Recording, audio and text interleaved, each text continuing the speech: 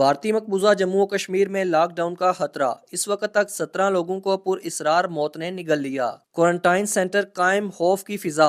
सरकार सरतोड़ कोशिशों के बावजूद ये पता नहीं चला सकी कि अमवात की वजह क्या है। हर किस्म के टेस्ट और अशियाए खुर्दोनोश की जांच के बावजूद बीमारी समझ से बालातर।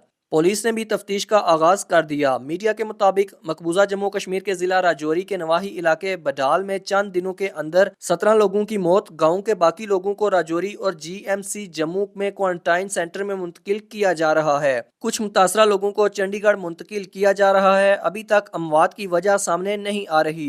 हेल्थ टीम्स वहां पहुंच चुकी हैं। अमवात की वजह जानने के लिए ब्लड सैंपल लिए जा रहे हैं। बताया जा रहा है कि एक के बाद एक सेहतमंद लोगों की अचानक मौत हो रही है।